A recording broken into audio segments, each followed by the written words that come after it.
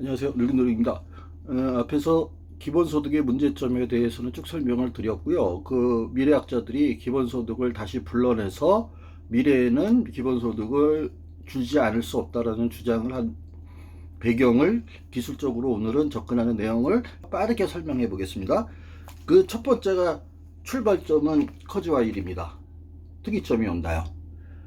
얘가 모든 것에 이제 불을 지폈어요. 얘가 패러다임의 생명축이라고 3단계 이론을 이제 얘기를 했어요. 1. 느린 성장, 기하급수적 성장의 초기 단계. 이게 이제 인간이 지금까지 지나온 걸 얘기합니다. 2. 가파른 성장, 기하급수적 성장의 후기, 폭발적인 단계. 그래서 아래의 S자 곡선에 잘 드러난다. 그런데 이게 보일지 모르겠지만 이렇게 S자로 팍팍팍팍 체증한다는 거예요. 세 번째, 특정 패러다임의 성숙에 따라 안정이 된다. 이게 이제 초지능에 가까워져 가지고 되는 거죠. 이렇게 단계를 따른다는 거예요. 그래서 그 기술적으로 얘가 첫 번째로 제시하는 게 누누이 얘기하지만 인공지능을 다른 책의 기술적인 근거를 낼 때 공통적으로 되는 게 무어의 법칙입니다. 무어의 법칙의 주요 원동력은 반도체의 회로 선폭이다. 선폭은 각 차원별로 5.4년마다 반으로 줄어든다. 칩은 기능적으로 2차원이므로 1제곱밀리미터당 구성 요소의 개수가 2.7년마다 2배씩 증가한다는 계산이 나온다. 보면 우리가 동그란 거 나오잖아요. 그 텔레비 보면 반도체 그거 할 때요. 그 동그란 게 이제 2차원이라는 거예요. 왜 무어의 법칙이 2년마다 2배로 저장 능력이 커진다고 주장을 했냐면 인텔 프로세서의 트랜지스터 개수는 2년마다 배가 되어 왔다. 그래서 이거를 기준으로 그 다음에 모든 논리가 이렇게 해가지고 반도체가 발전을 해가지고 저장 용량이 높아지면 그 속도도 빨라지고 그래서 초인공지능 빅데이터를 마음대로 축적해서 초인공지능이 나올 수 있다라는 주장이에요. 중간에 여러 가지 DNA 뭐부터 무지하게 많이 나옵니다. 이런 거 다 뛰어넘어서 중요한 부분으로 넘어갈게요. 강력한 AI가 등장하리라는 예측을 간단히 설명하면 이렇다. 강력한 AI가 말하는 그 특이점을 돌파하는 그 초인공지능을 말합니다. 요즘에는 이걸 강한 인공지능이라고 해요. 우리는 뇌 전 영역을 역분석하여 인간의 지능의 작동 원리를 알아낼 것이고 2020년대가 되면 용량이 뇌에 맞먹는 연산 플랫폼이 있을 것이므로 그곳에 원리들을 입력할 것이다. 2020년대래요. 올해가 2020년이잖아요. 그러니까 이 사람 주장이 계속 이제 나중에 뒤로 미뤄지는 게 나옵니다. 이미 좁은 AI에 대해서는 효과적인 도구들이 많다. 그러니까 좁은 AI라는 게 그 알파고 같은 한 분야에서만 쓰는 약한 인공지능이라 그래요. 그거는 우리가 얼마든지 개발해서 써도 됩니다. 분야별로. 이 기법들을 계속 다듬어 나가고 새로운 알고리즘을 발명하고 여러 기법들을 결합하는 방식으로 정교한 구조를 세워가면 언젠가 얘네들의 특징 언젠가 그렇게 가면 계속해서 발전하면 좁은 AI는 더 이상 좁지 않게 될 것이다. AI는 더 넓은 분야에 적용될 테고 훨씬 유연한 능력을 보일 것이다. AI 시스템은 사람과 마찬가지로 하나의 문제에 대해 다각도로 접근할 줄 안다. 무엇보다 뇌의 역분석을 통해 발굴한 새로운 통찰과 패러다임들이 지속적으로 도구 상자를 풍성하게 해줄 것이다. 이것은 한창 진행 중인 혁명이다. 그래가지고 얘가 말하는 그 인간의 알고리즘, 그다음에 뇌의 역분석 뭐 이러는 게 뇌를 그대로 모방한다는 거예요. 그거는 좀 지나면 설명을 드릴게요. AI의 학습 속도는 사람보다 빠를 것이다. 사람이 20회는 걸려야 배울 수 있는 기초적 소양들을 기계는 몇 주도 안 되어 배울 수 있다. 비생물학적 지능끼리는 학습한 지식 패턴을 쉽게 공유할 수 있으므로 하나의 AI가 기술을 배우면 그것으로 충분하다. 컴퓨터 하나가 음성을 인식할 수 있게 되면 학습된 패턴을 음성 인식 소프트웨어로 만들어 수많은 사람들이 컴퓨터에 죄다 나눠줄 수 있다. 그러니까 얘가 음성 인식의 대가예요. 이 회사를 구글이 인수합니다. 얘가 구글의 전도사가 되는 거예요. 인공지능에. 근데 얘가 말한 비생물학적 지능이라는 게 AI를 말하는 거예요. 우리는 생물학적 지능이고 인공지능은 아니다 이거죠. 비생물학적이다. 컴퓨터는 프로그램 쫙 깔듯이 다 서로 주고받을 수 있기 때문에 모든 컴퓨터들이 이렇게 발전한다는 얘기예요.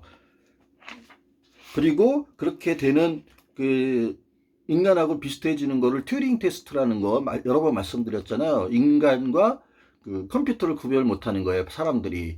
그랬을 때 인간의 수준에 돌파했다고 하는 거를 튜링 테스트라고 해요. 그래서 컴퓨터가 인간의 수준에 이르렀냐 안 이르렀냐를 말하는 건데, 그 튜링 테스트에 통과하면 인공지능이 인간 수준에 도달했다는 거예요. 근데 아직까지 제대로 통과한 거는 없습니다. 튜링 테스트가 좀 강화돼서 더 힘들고요. 비생물학적 경험으로 이행해가지고 이제 그 좁은 AI에서 이제 넓은 AI, 강한 AI로 하는 걸 하는 거예요. 뇌의 업로드라는 게 있어요. 인간이 기억하는 것들을 계속 컴퓨터에다 다운받아서 인간이 최종적으로는 이 육신을 버리고 뇌에 다운된 그 기억만으로, 그래서 정신적인 존재로서 영원히 살 거라는 얘기를 하는 거예요.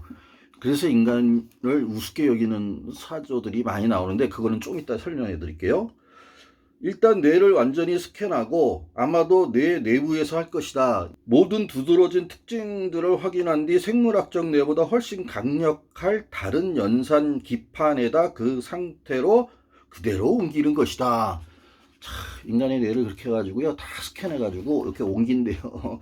비생물학적 사고 존재로의 이행은 억압할 수 없는 과정이며 이미 첫걸음을 뗀 과정이다. 여전히 인체란 것은 존재하겠지만 지능이 원하는 대로 마음대로 형성할 수 있는 몸일 것이다. 그래서 단백질 위주의 지금의 진화는 의미가 없어지는 거예요. 그래서 새로운 진화가 오는 거예요. 근데 이 책이 2005년도에 쓰여진 책이니까 그 이후로 15년이 흘렀지만 얘가 예언한 것들의 거의 대부분이 이루어지지 않았어요. 최소한 소프트웨어로서의 인간 말이다. 이게 그거예요. 인간이 회로 기판에다 옮겨서 기억으로만 존재한다는 거예요. 그래서 전자회로에서 왔다 갔다 하는 그 광자들의 움직임으로 만들어지는 그게 인간이 된다는 거예요. 그 기억이. 그래서 기억만 있으면 정체성이 있고 인격이 형성되고 괴성이 형성이 되고 막 이런 게 상태니까, 자기 기억만 갖고 있으면 그 사람의 자체의 자아니까 계속 갈 수 있다는 거예요. 근데 그게 어떻게 되는지 뇌과학을 그래서 제가 공부하기 시작한 거거든요. 뇌과학자들은 그렇지 않다고 무지하게 많이 얘기하거든요. 근데 얘는 그렇게 주장했어요. 아무튼 비교적 수명이 길다고 하는 뉴런도 도관 같은 구성 물질을 몇 주에 한 번씩 완전히 갈아치운다. 그래서 뉴런을 하나하나 갈아치우는 거예요. 변하지 않는 것은 물질이 아니라 물질과 에너지의 패턴일 뿐이며 그마저도 사실 점진적으로는 변화한다. 따라서 영원히 살아남으며 서서히 변화하고 발전해가는 불멸의 존재란 인간이라는 소프트웨어의 패턴인 것이다. 그래서 인간이 이제 패턴으로, 소프트웨어 패턴으로 존재하자고 얘는 주장을 하는 거예요. 그래서 AI로 무조건 발전하고, 그래서 인간이 멸종을 하던 말던 신경 쓰지 말고 이 쓸데없는 몸 다 버리고 디지털 그 데이터로 남자라는 거예요. 그래서 마지막에 이제 얘가 세상의 중심으로서의 인간 하고 씁니다. 과학 덕분에 인간이 스스로에 대한 지나친 자만을 고쳐왔다고 생각하는 사람들이 많다. 이건 좀 이따 설명드릴게요. 스티븐 제이 굴드는 이렇게 말했다. 중요한 과학혁명들이 유일하게 공통적으로 지녔던 특성은 인간이 우주의 중심에 있다는 기존의 신념을 차례차례 부숨으로써 인간의 교만에 사망 선고를 내렸다는 점이다. 그러니까 과학이 발전하면서요, 인간은 우주의 중심에서 계속 떨어집니다. 인간이 세상의 중심이라는 말은 옳은 것 같다. 인간은 머릿속에서 모델, 즉 가상현실을 창조할 수 있는 능력을 가졌고 평범한 듯 보이지만 대단한 엄지손가락을 지녔고 덕분에 기술이라는 새로운 형태의 진화를 이뤄낼 수 있었다. 그로써 생물학적 진화로부터 시작된 가속적 발전은 끊이지 않고 지속될 수 있었다. 그리고 그 발전은 온 우주가 우리 인간의 손가락 끝에 놓일 때까지 언제까지고 계속될 것이다. 그래서 얘는 인간이 그런 디지털 데이터로 존재하면 우주까지 다 로봇을 통해서 점령을 하겠다는 겁니다. 그리고 얘가 로봇을 얘기할 때 얘가 제일 많이 주장하는 게 그 나노 분자 로봇인데요. 그거는 좀 전에 설명을 해드리고, 일단 여기서 얘가 인간이 과학의 발전에 따라 점점 존재가 떨어졌다 그랬잖아요. 그 얘기가 여기도 나와요. 이 사람이 제일 잘했어요. 이게 누구냐면은 그 빌라야누르 라마찬드란이에요. 그러니까 뇌과학자로서는 되게 유명한 인도 출신의 뇌과학자입니다. 제목은 라마찬드란 박사의 두뇌 실험실입니다. 라마찬드란 이름은 그 뇌과학에 관심 있는 분들은 아마 들어보셨을 거예요. 원체 많이 언급되는 사람이니까. 이 책은 언제냐 하면은 2000년에, 그러니까 먼저 쓰여졌네요. 프로이트의 주장 중에서 비록 덜 알려지긴 했지만 흥미로운 것 중에 하나는 그가 모든 위대한 과학혁명의 공통적인 단일 분모를 발견했다는 것이다. 요즘에는 뇌과학에서 프로이트의 그 주장은 거의 다 깨졌습니다. 약간은 놀랍지만 이들 모두는 우주의 중심에서 인간을 퇴위시키고 모욕하는 것들이다. 프로이트에 따르면 그 첫 번째는 코페르니쿠스의 혁명이다. 여기서 우주의 지동설 혹은 지구 중심적 견해가 지구는 단지 광활한 우주의 한 점 먼지에 불과하다는 생각으로 대체된다. 이게 어디까지 가냐면 칼 세이건이 저 코스모스에도 이제 그런 내용이 많이 나와요. 그래가지고 푸고 창백한 점인가? 거기까지 갑니다. 그래서 우주에서 거꾸로 지구를 보면 아주 작다는 거예요. 그래서 저 칼 세이건의 코스모스는 과학책 중에서 제일 많이 팔린 건데, 저기에는 뭐 진화의 증거에 대한 얘기부터 우주에 그 신호를 보내고, 그 다음에 타임캡슐의 인간에서 핵심이 되는 걸 담아서 우주에 보내고, 일반 상대성 이론에 의해서 이 지구에 반사되는 빛이 어디론가 지적 생명체를 향하고 가고 있을 때 추악한 것도 더럽게 많을 거고 막 별게 다 갈 거라는 거예요. 그래서 이게 인간의 진짜가 아니고 주리는 따로 있다 해서 그 내용을 타임캡슐에 담아서 보내자고 칼 세이건이 얘기를 합니다. 그게 코스모스에 보면 다 나와요. 그런 내용들이. 그래서 이런 생각은 과학자들이 다 갖고 있어요. 그러니까 인간이 점점 과학이 발달하면서 인간의 위치가요, 뚝뚝뚝뚝 떨어집니다. 우리는 환웅부터 쭉, 환웅부터 쭉 내려오는 단군의 자손, 신의 직계인데 그것도 이제 다 의미가 없다는 얘기가 되는 거예요. 그 다음에 두 번째는 다윈의 혁명이다. 이에 따르면 우리는 유태 성숙의 왜소한 털없는 원숭이일 뿐이며 최소한 지금의 일시적 성공을 가능케 한 모종의 특성을 우연히 진화시킨 존재이다. 그래서 다윈의 진화론이 나오면서 창조론이 깨져버려서 신이 자기의 모습을 본따서 만들었다는 신인 동용설이 깨지고 인간이 만물의 영장이라는 게 깨지고 그냥 원숭이가 진화를 해서 인간이 됐다. 이게 이제 다윈의 뜻이라는 거예요. 그래서 인간은 또 한 번 떨어집니다. 우주의 중심에서 코페르니쿠스의 발견으로 지구로 뚝 떨어지고 우주의 한 작은 점으로 떨어지고, 그 다음에 다윈에 의해서 원숭이하고 별 다를 거 없다. 그래서 요즘에 진화론을 주장하는 애들이 맨날 얘기하는 게 뭡니까? 그 유인원하고 침팬지하고 우리하고 유전적으로 98%가 똑같다는 등 맨날 이런 얘기를 하잖아요. 인간의 위대함은요, 그거와 다른 1% 또는 2%가 결정하는 거거든요. 그래서 다윈의 진화론으로는요, 절대 인간이 인원에서 뛰어넘어서 호모 사피엔스가 된 그 잃어버린 고리를 영원히 발견하지 못할 겁니다. 저는 그렇게 확신해요. 그리고 주장할 수도 있습니다. 왜? 진화론을 하는 어떤 누구도 그거는 과학적으로 증거를 댈 수가 없어요. 지질학적으로 남아있는 게 없거든요. 진화론에서는 한 인간한테서 진화의 모든 것을 볼 수는 없지만 종 차원에서는 진화한다고 해요. 그런데 그런 증거들, 그 잃어버린 고리는 절대 못 찾을 겁니다. 그리고 영원히 못 찾을 거예요. 그래서 제가 진화론은 완벽한 과학이 아니야 그러면 걔네들이 저를 공격할 방법이 없어요. 증거 내놔봐. 이거 뭐 하면 칼포퍼가 그 반증주의를 얘기했거든. 단 하나라도 그거가 안 된다라는 반증의 증거를 대면 과학은 무너진다 그랬거든요. 그거를 얘기하면 돼요. 세 번째, 위대한 과학혁명은 프로이트 자신에 의한 무의식의 발견이다. 그에 따르면 우리가 무엇을 장악하고 있다는 인간적 생각은 환상에 불과하다. 우리가 삶에서 행하는 모든 일은 무의식적인 감정, 욕구, 동기 등에 의해 지배된다. 의식이라는 것은 우리의 행위를 사후적으로 세련되게 정당화시켜주는 빙산의 일각과 같은 것이다. 이 생각이 뇌과학자들이 대부분 갖고 있습니다. 그래서 뇌과학자들은요, 뇌와 인간을 분리시키려고 그래요. 그래서 요즘에는 자유의지도 없다는 실험도 내고 그러는데 그 실험 자체도 웃겨요.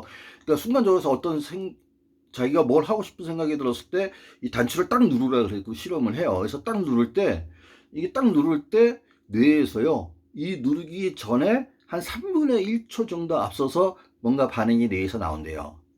그래서 그 명령이 사람한테 전해지고 인간이 그걸 자유의지라고 느껴서 딱 누른다는 거예요. 그래서 자유의지는 없대요. 그런 주장을 뇌과학자들이 합니다.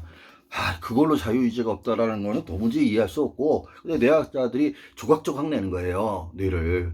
그래서 그 조각들이 얽혀가지고 네트워크가 구성이 되고, 그래서 인간이 이런 진화의 과정을 통해서 뇌가 만들어졌기 때문에 이 진화의 과정일 뿐이니까 아무것도 아니다. 그 연결이 중요할 뿐이다. 그래서 뇌과학자들이 주장하는 게 그게요. 그래서 인간과 뇌를 자꾸 뛰어올라 그래요. 저는 그거를 도저히 받아들일 수가 없는 거예요. 왜? 그렇게 안 되거든요. 이 온몸에서 오는 것들이 뇌하고 연결이 돼 있어요. 커즈와일이 특이점이 온다 해서 강한 인공지능, 그래서 초지능, 특이점을 돌파하는 순간이 온다 이거예요. 기술이나 이런 거, 지식이나 이런 거에 체감의 법칙으로 올라간다 그랬잖아요. S 비슷하게. 이게 쭉 올라가다가 어느 정도 기술이 한계에 다다르면 그 기술은 약간 요렇게 그 평행 비슷하게 가다가 또 기술이 새로운 게 나오면 슉 올라갔다가 또 어느 단계에 거치면 이렇게 가다가 또 뭐가 발명이 되면 획 올라간다는 거예요. 그러니까 얘는 주장이 1차 혁명, 2차 혁명, 3차 혁명, 4차 혁명이라는 거예요. 그런데 1차 혁명의 농업혁명, 2차 혁명의 산업혁명, 그 다음에 3차 혁명의 정보혁명은 다 일어난 다음에 인간이 알았지만 4차 혁명부터는 컴퓨터로 계산해서 미래를 예측한다는 거예요. 그래서 4차 혁명은 아직 도착하지 않은 미래라고 하는 거예요. 이게 누구냐면 슈퍼 인텔리전스, 경로 위험 전략, 닉 보스트롬, 옥스퍼드 그 과학 철학자예요. 이 사람이 이걸 가지고 이 책에서 뭘 하냐면 강한 인공지능, 그러니까 특이점을 돌파하는 인공지능은 무조건 나온다.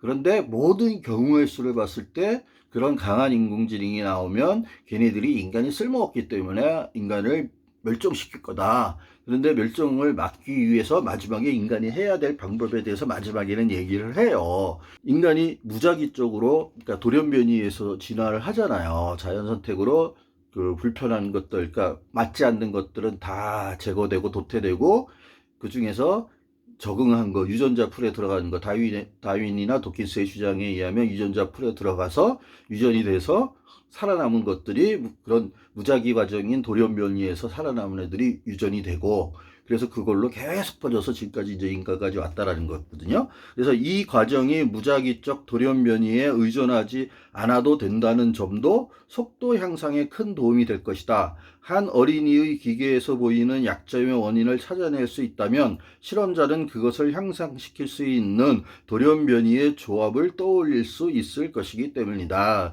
무작위적인 진화 과정으로도 인간 수준의 일반 지능이 만들어질 수 있다는 것을 알고 있다. 왜냐하면 과거에 적어도 한 번은 그런 사건이 일어났고, 이게 잃어버린 고리를 말하는 거예요. 인간이 사피엔스로 탁 뛰어넘은 그 결과로 우리 인류가 존재하게 되었기 때문이다. 진화를 통해서 지능이 만들어졌으므로 인간에 의한 공학을 통해서도 그것이 가능하리라는 것이다. 1976년에 모라백은 다음과 같이 자신의 생각을 밝혔다. 그게 이제 이 마음의 아이들이에요. 그래서 사서 나중에 봤는데, 아무튼 그래서 진화적 방식에 의한 인공지능의 가능성에 관한 주장은 또 다른 방식으로 전개될 수도 있다. 즉 유전자 알고리즘을 충분히 빠른 컴퓨터에 돌린다면 생물학적 진화에 비견될 만한 결과를 얻을 수 있다는 주장이다. 이러한 주장은 인공지능을 만드는 명확한 방식을 제시한다 해가지고 얘는 이제 이런 식으로 해서 만들어질 수밖에 없다라는 거예요. 초지능에 이르는 세 가지 가능성에 대해서 이제 쭉 말해요. 그러면서 뭐 완전히 인공적인 설계만으로 인공지능을 만드는 거에 비해서 신경 모방 방식이 얼마나 더 장래성이 있을 것인지에 관한 의견들은 다양하다. 근데 이 사람이 이거를 썼을 때는 이게 2014년입니다. 그러니까 한참 지난 다음이기 때문에 쓴 거죠. 그래가지고 얘는 이제 뭐라고 말하냐면 튜링이 구상한 어린이 기계 개념의 변형으로 씨앗 인공지능이 있다. 튜링의 어린이 기계가 비교적 고정된 구성을 유지하며 단지 학습을 통해서 정보를 축적하여 그것에 내재된 잠재성을 개발시키는 것이라면 씨앗 인공지능은 자신의 구조를 스스로 향상시킬 수 있는 보다 더 정교한 인공지능일 것이다. 그러니까 진화 과정을 통해서 한다는 거예요. 그러니까 모든 게 진화론적이에요. 그래서 순환적 자기 개선, 그래서 이게 강한 인공지능의 추론적 능력으로 인공지능 스스로가 자신에게 필요한 더 나은 프로그램을 반복적으로 프로그래밍 하는 것. 이게 이제 딥러닝 이런 것들이 나오면서 이게 될 거라고 생각을 한 거예요. 그래서 요즘에는 그 인공지능이나 이런 걸 얘기할 때요. 컴퓨터는 지금까지는 우리가 입력을 하면 산출을 빼냈고 중간 과정은 블랙박스예요. 이거는 인간이 알 수가 없었어요. 컴퓨터를 만든 사람도 어떻게 처리되는지 그 중간에 블랙박스는 들여다보지를 못합니다. 지금도요. 그런데 이런 식으로 프로그램이 역으로 자기네들이 스스로 프로그램을 짤 수 있다라는 주장에 의해서 반대로 결과를 가지고 역으로 추적해서 이쪽에 그 입력 값을 찾아내는 거예요. 그래서 블랙박스를 설계할 수 있다라고 주장하는 것까지 나옵니다. 그게 인공지능의 아주 결정적으로 중요한 부분이 돼요. 환경 모형 시스템이 제대로 작동되지 않는 상황이라고 생각해보자. 작동을 가로막고 있는 마지막 사소한 결함이 제거되는 순간 그 직전까지는 완전히 뒤죽박죽 작동하던 시스템이 마치 의식이 없던 뇌가 발작을 일으킨 것처럼 한순간에 논리 정연한 각성 상태로 변할 수 있다. 그래서 이게 특이점을 돌파하는 순간이 이렇게 된다는 거예요. 인간처럼 어느 순간 잃어버린 고리에 그 어떤 지능이 형성이 되는 뇌의 연결이 그 세포의 연결이었을 뿐이었던 것이 어떻게 지능이 됐다라는 거예요. 그것처럼 인공지능도 그렇게 된다는 거예요. 그래서 얘가 주장하는 게 커즈와일이 주장하는 걸 가지고 이제 풀어가요. 그래서 뭐 배아를 가지고요. 또 유전공학 말하는 것도요. 반복적인 배아 선별이라는 걸 얘기합니다.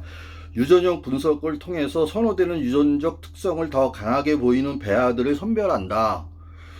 선별된 배아들로부터 줄기세포를 추출하여 정자와 난자로 분화시키고 6개월이나 그 미만 동안 성숙시킨다. 만들어진 정자와 난자를 수정시켜 새 배아를 만든다. 유전적 변화가 충분히 축적될 때까지 과정을 반복한다. 이러면 엄청난 그 발전된 새로운 뇌가 될 수 있는 뭔가가 나올 거라는 얘기예요. 예, 주장은. 자연적 방식의 둔한 진화 과정에 의해서도 인류는 우리와 가장 유사한 유인원이나 인류의 먼 조상과 비교해서 엄청난 지능 상승을 이룩할 수 있었기 때문에 지금의 호모 사피엔스가 생물학적 시스템이 도달할 수 있는 인지 능력의 가장 꼭대기에 다다랐다고 볼 이유는 없다. 인간이 아직 그 진화의 단계에서 인간 다음이 있다라는 거예요. 오히려 우리가 생물 종들 중 가장 똑똑한 것이 아니라 기술 문명을 이룩할 정도의 지능에 도달한 존재들 중 가장 멍청한 생물 종이라고 생각하는 것이 더 맞을 것이다. 이렇게 갑니다. 가장 멍청한. 그래서 얼마든지 도태돼도 된다는 거예요. 인공지능에. 우리가 기술 문명을 이룩하는 데에 성공한 이유는 단 한 가지. 우리가 그 단계에 먼저 다다랐기 때문일 뿐이지 문명을 이룩하기 위해서 최적화되도록 적응했기 때문은 결코 아니다. 이게 이제 눈먼 시계공에서 리처드 도킨스가 한 주장이에요. 이렇게 볼 때 생물학적 방식으로 더 높은 지능에 도달하는 것은 가능해 보인다. 그러니까 아까 말한 그 배아 이렇게 숙성을 해가지고 마지막에 유전 프로그램에 돌려버려서 하면 그게 된다는 거예요. 세 가지 결론으로 요약할 수 있다. 1. 생명공학의 향상으로 초기 진입 단계의 초지능에 다다르는 것은 가능하다. 2.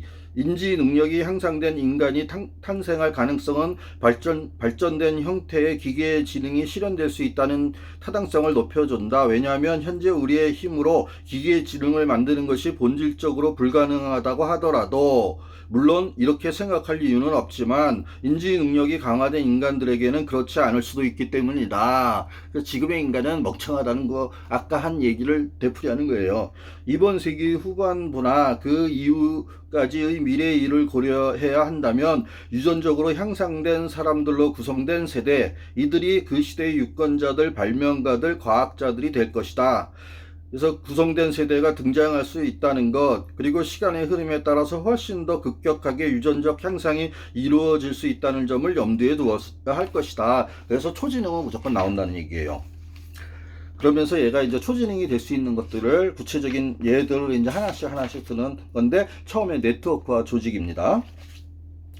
이제 미래의 인터넷이 단지 우연에 의해서 갑자기 초지능적이 된다는 공상은 접어두자. 그 대신 오랫동안 인터넷을 향상시키려는 많은 사람들의 노력, 즉 더 나은 검색 방법과 구글이죠.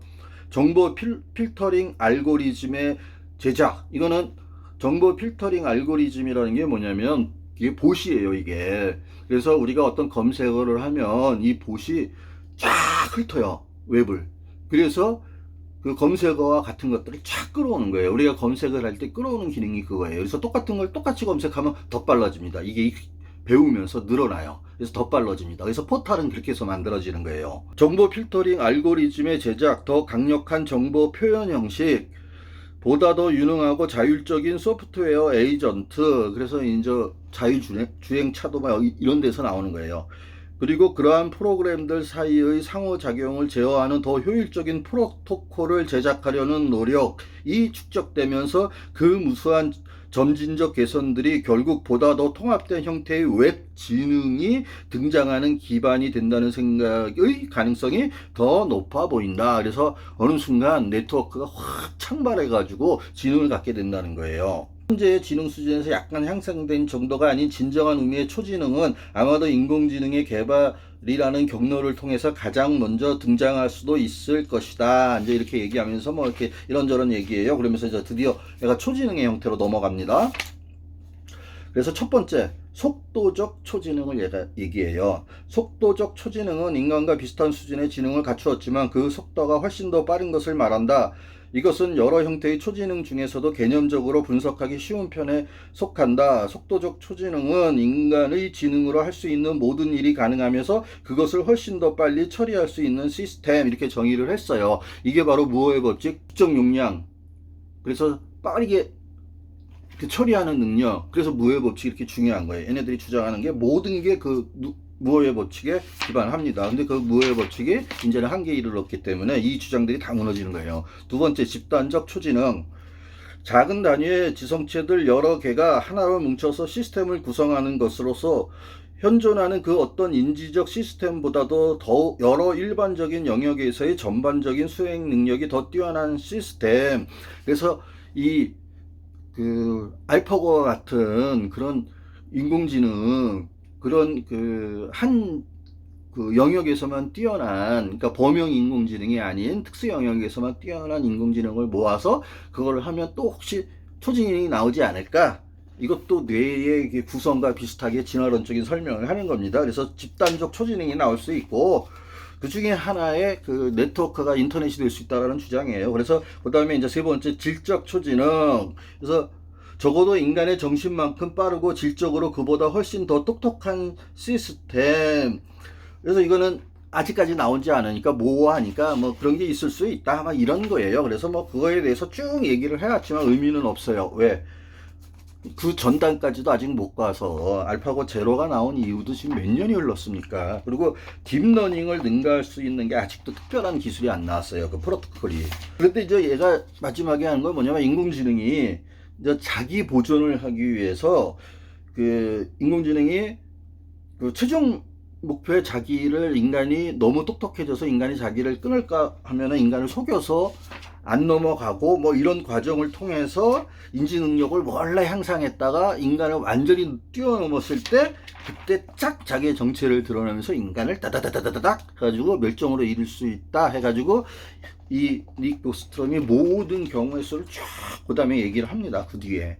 그래서 경우의 수를 얘기하면서 결국 다 멸종으로 이르는데, 그거를 막기 위해서 이런 방법들이 있는데 이랬으면 좋겠다 했는데 다 헛소리예요. 그러니까 약간의 의미는 있어요. 그런데 철학자가 왜 이걸 합니까?